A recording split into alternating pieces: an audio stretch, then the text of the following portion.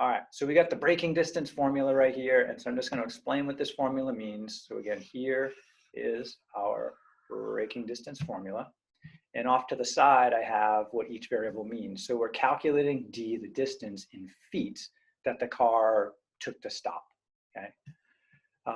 V is velocity or speed, and here the speed is in feet per second. Now keep in mind, my car doesn't tell me how many feet per second I'm moving. It gives me an approximation of miles per hour. So we're gonna have to do a conversion of feet per second and miles per hour. Then we have gravity, and that's a force. Gravity pulls us down into the earth, onto the earth. We have friction. When things rub together, we have friction. And then a road grade, which hopefully you read about at the end of the prep for this assignment. And road grade is just the percent of rise over run on a road. And so if we take the slope and write it as a percent, that's what road grade is. And it's actually pretty straightforward. So what we're gonna do is we're just gonna play around with different velocities and calculate the distance. And so we're going to build a table, and a great place to build a table is a spreadsheet. So first thing we're going to get to build our table is some information on how to start. And we already have one piece of information that little g up here, notice there's a little g and a big G, that's 32.2 feet per second per second. Oops. Sorry, my Zoom screen is in the way here. Go. We need to know what the friction coefficient is for the given situation, what the road grade is for the given situation. And so the info that we're going to start with is that the friction coefficient is 0.8, which is a fairly good road. The higher the friction coefficient, the more friction there is, which means the easier it is to stop. The smaller that number is means like the road is wet, or the road is dirt or gravel, or there's ice. So if this friction coefficient was more like 0.1, that would be very slick or sliding. But 0.8 is not very slidey.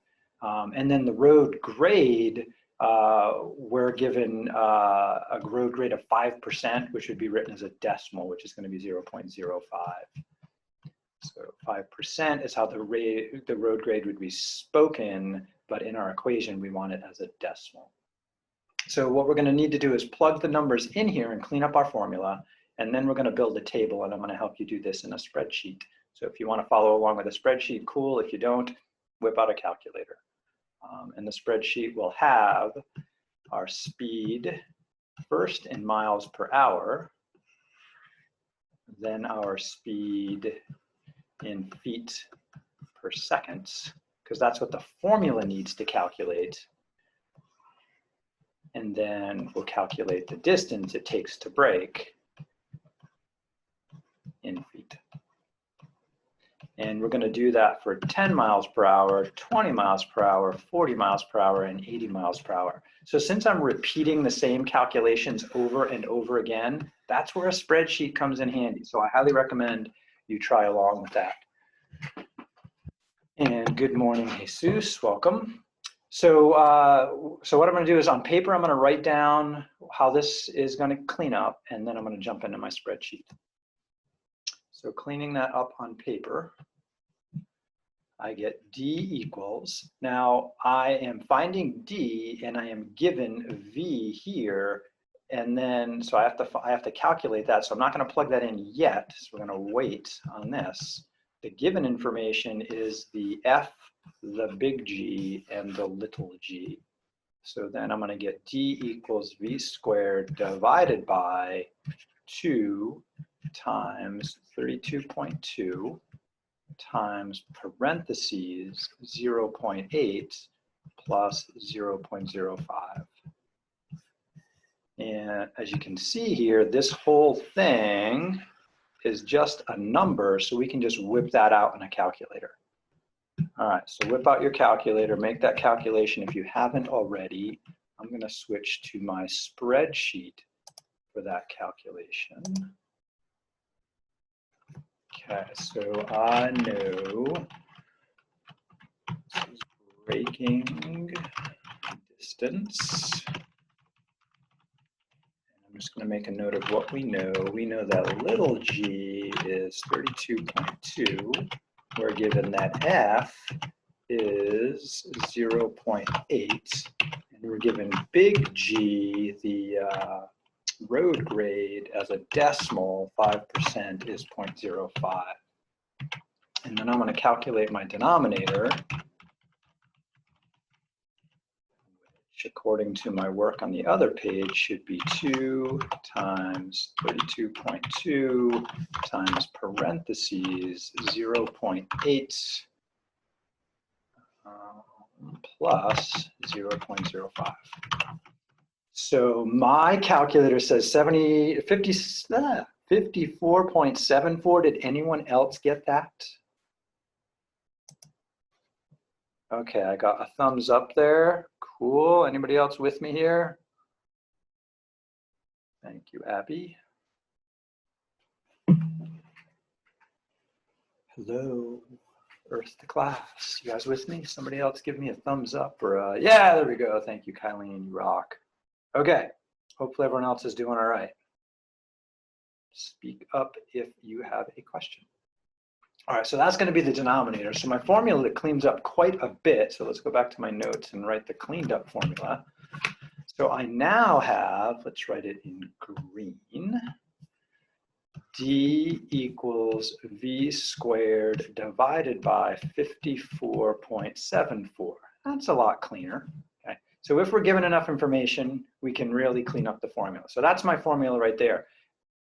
Beware though, right? The V here is in feet per second, but in one of the next question on the lesson gives miles per hour, okay? So we're gonna do that conversion. I'm gonna do it in a spreadsheet. Now we've had to do this conversion before. Remember, there were a couple problems in the lesson in chapter 3 where we had to do conversion of feet per second, miles per hour to feet per second. So I'll just remind you about what that looks like and then we'll do it in the spreadsheet. So if I'm given something like 10 miles per hour, that really means 10 miles divided by 1 hour. And to convert that, we want to get rid of miles. So miles goes in the bottom, then we switch to feet. And we hopefully remember there's 5,280 feet in a mile, otherwise we'd look it up. And then, so that gets rid of miles. I want to get rid of hours. And there's two ways to do this. You can go hours to minutes, minutes to second, or you might remember from before that we figured out that there were 3,600 60 times 60 seconds in 1 hour. And so that will allow us to get rid of hours, and that leaves me what I want, feet per second. So this tells me to multiply by 5,280 and divide by 3,600. So that's what I'm going to do in my spreadsheet. So in the spreadsheet, I've got my miles per hour, and that was 10, 20, let me blow this up just a little bit, 40, and 80. I want to convert that to feet per second. And so to do that, I just take the given miles per hour by clicking on it. So equals, click on that number, and then my earlier work directed me to multiply by 5,280 and divide by 3,600. And I get a whole bunch of decimals. My recollection is this problem asked us to state that accurate to 2 decimal places. So I would say 10 miles per hour is about 14.67. Now the cool thing is once I've typed a formula that has a cell reference like that, then I can just click back on it and fill it down and it will do all the other conversions for me. So if you're not clear on how to do that and you want to see it again, let me know.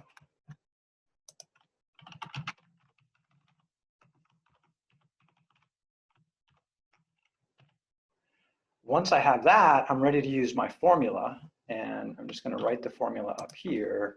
It was, we cleaned it up to be D equals V raised to the second power divided by 54.74.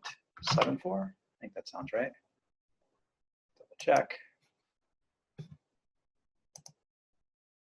Yeah, 54.74 down the bottom there.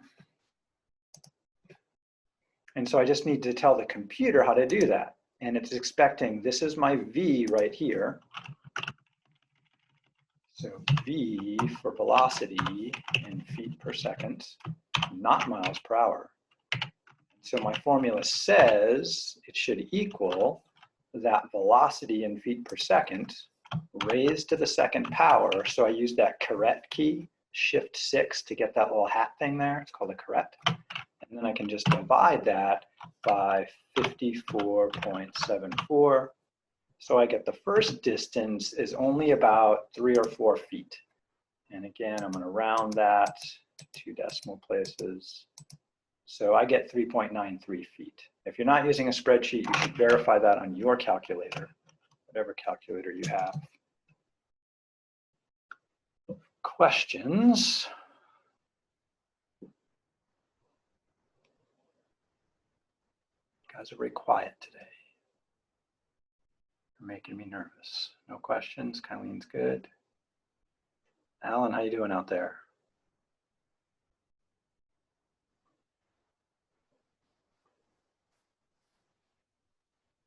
Hope you're alive and well.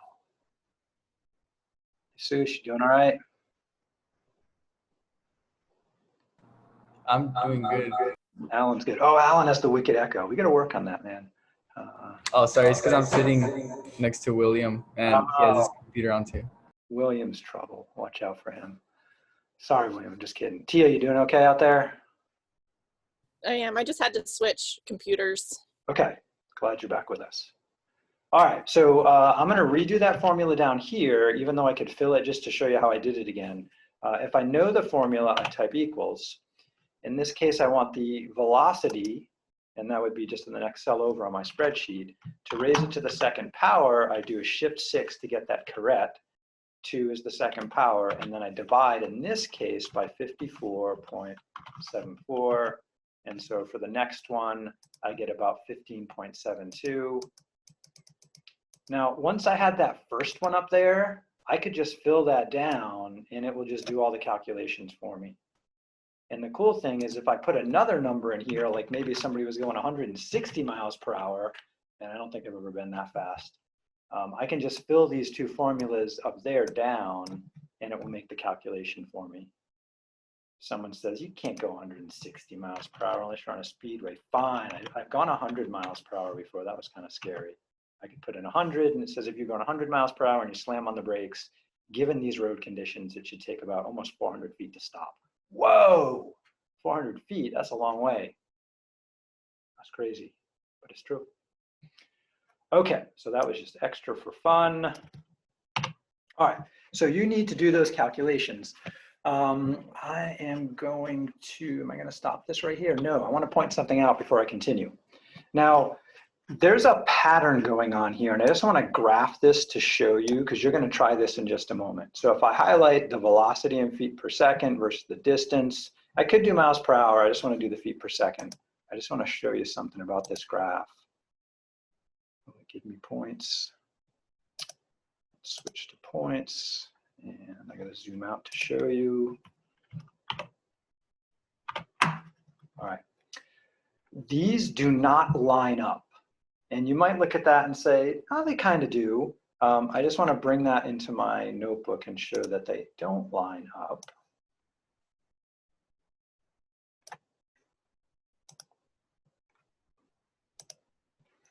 So if I try to draw a line from the first to the second one, I can see, oh yeah, those two lower ones aren't there. So what happens is the faster you go, that braking distance really makes some jumps. This is not linear. Okay, it turns out it's not exponential either, and I know it's not exponential because, let's do that for a sec and take this out. In the formula, is the exponent a variable or a number? So here's my exponent here. Is that a variable or a number? It's a number, right? Exponential equations, the variable is an exponent, like an x or y or v or something. But this is just a 2. Second power is known as a square or a quadratic. Okay, so this is a new pattern. We kind of talked about it in the beginning of the course. Now we're going to look at it in a little bit more detail. So what kind of patterns do quadratics have? And it turns out they have a different pattern as you look at the chart. So take a look at my chart over here. Let's get you out of the way. I'm going to blow these numbers up. All right, so here I doubled the speed from 10 to 20. Did the distance double? What kind of change happened in the distance there? Any thoughts on that? So I definitely doubled the speed. 10 to 20 is twice as fast as 10. Is the distance doubled? So this distance is about 4, this distance is about 16. Is there a pattern anyone can pick out there, or do we need more information?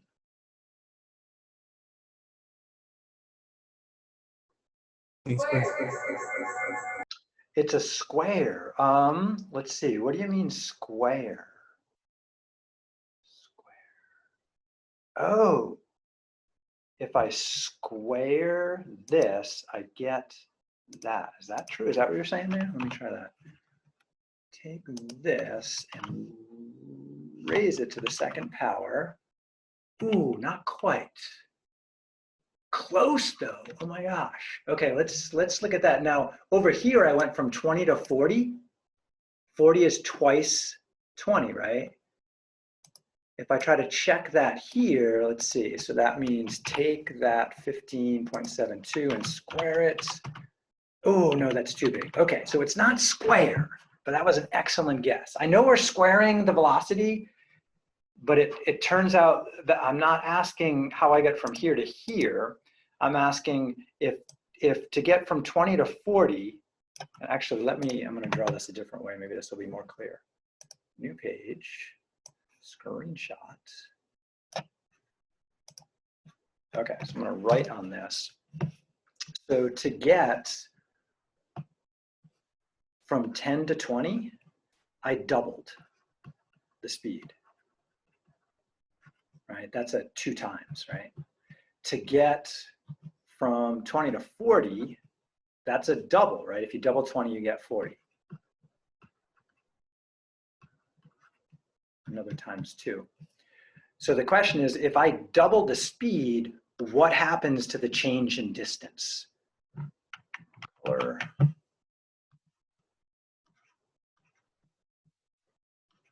you're multiplying it by 4? Multiplying it by 4. That is correct. Now we're going to put both of those facts together. So earlier I heard someone say square, and then you just said multiply by 4. If I take 2 and I square it, I get 4. So doubling something on the inside, the input, because we squared the velocity, 2 squared gives us 4 times more on the outside. And let's just double check that this is really 4 times. So 3.93 is about 4, 15.72 is about 16, and 4 times 4 is 16. If I take 15.72 and multiply it by 4, do I really get 62.88? So let's double check on a spreadsheet. So equals 4 times 15.72. Hey, that's it. Yeah, okay, so it is 4 times. Now we're going to take this a step farther. If you look back at my table here, and let me put this in a new screen.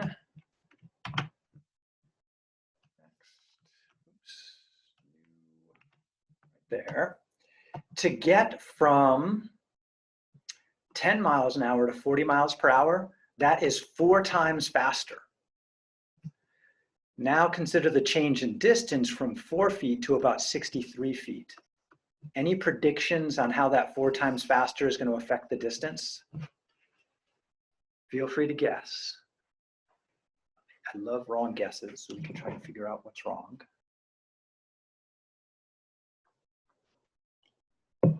So if the speed is 4 times greater, how many times faster? 10 times faster? Close. I said 16. Oh, you said 16. Holy crap. Yeah, you nailed it. Yeah. If this is 4 times faster and we're squaring the velocity, 4 squared is the way we would get to how much faster this is. This should be 16 times faster, or 16 times further right there. So if we take 3.93 multiply by 16, we're going to get 62.88.